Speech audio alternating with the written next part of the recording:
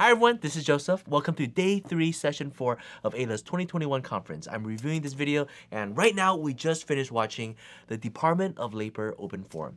It was the most friendly of the open forums so far, and also the most diverse. Props to the Department of Labor. You would expect that from the Department of Labor. In our last video, we were discussing the strategy on how to deal with PERM certifications, and we were worried a little bit that this particular video and that video is going to have a huge overlap because it's all dealing with work remote. But luckily, the open forum had a lot of key updates that's not related at all, so there's no overlap. Let's get to it. So the first big news is that the Department of Labor is hiring, and hiring aggressively. They're expanding their base. They got the funding for it. So if you are interested working for the Department of Labor, feel free to apply.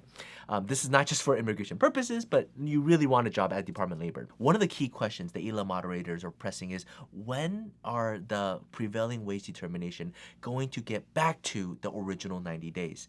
Because now it's already averaging 120, 130 days, and some cases we see even up to 6 months. That is such a long time for the very, very first baby step of the immigration process that already take years, some like 5 years to do. And if the first one is already being pushed back like 6 months to a year, it's so uncomfortable. And so Labor Department is aggressively hiring, training up their staff so that they can do this. That's the first big update. The second big announcement got all of us PERM practitioners geeking out. They're going to modernize the Department of Labor under the Biden initiative, just like USCIS. And what they're gonna do is they're gonna take PERM application, the one that's like 15, 20 years old, that's super clunky. They're gonna take that and combine it with the flag system. They're gonna have a messaging board. They're gonna have a dedicated analyst when you submit applications you can have direct inquiries with. Who knows, they might have a chat box. This was like the CES event announcement, or it's kind of like the Apple keynote event, or just big things just launching out, and I hope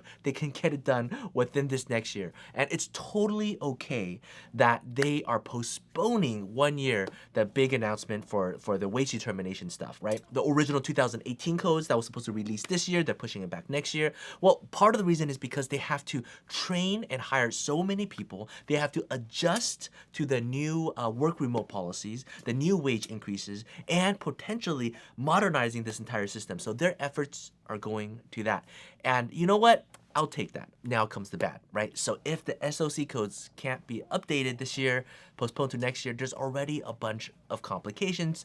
Duties and wage levels are not matching up with ONET. What do we do? That question wasn't specifically answered. Of course, that's my question, and I'm sure that's everybody's question.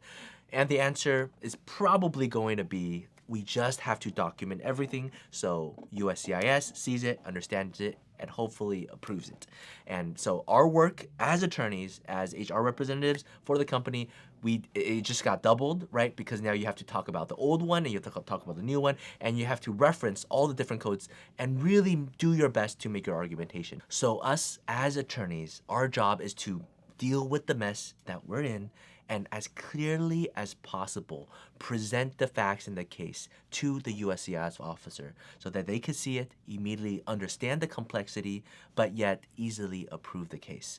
And how do we do it? It's on a case-by-case basis, as always. Next is a public service announcement on behalf of the Department of Labor and all Aila attorneys, and myself included. And basically, we're begging you that if you submitted multiple wage determinations, if you no longer need the other ones, please withdraw it because it is clogging up the system. Since there's no fee, application fee, people are just filing these left and right just in case they need it. And they just and we don't know how many people actually need it and don't actually need it. But compared to the USCIS filing cases numbers, there's way too many wage determinations. And so they're saying they know people are doing that, but they still have to process it as they go. And it's not exactly on a case-by-case basis, first in, first out type of thing. So it's really, really a big mess, and they are already short on staff.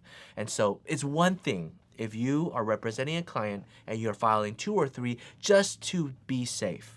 But it's another if there's no case whatsoever and you're just filing one after another just in case you do get a case so you can expedite it. So please, if you don't need it, just withdraw it. That will save everybody a great deal of time. The last big update, well, there's actually a lot of updates, but I'm not gonna cover in this video. If you're interested in the intricacies of how the Department of Labor is functioning, how they're gonna convert PERM to the flag system, please download it from the Aila Agora or Aila University. But the last big update for this video is that agricultural workers, they are still essential workers to the United States last year and increasingly this year as well. There's gonna be up to predicted 300,000 of these applications. So a lot of things is dependent on these agricultural workers, and we need to get them in to feed America and feed the world. Every year when I attend the Department of Labor Open Forum, I'm always in awe of how competitive the US market is.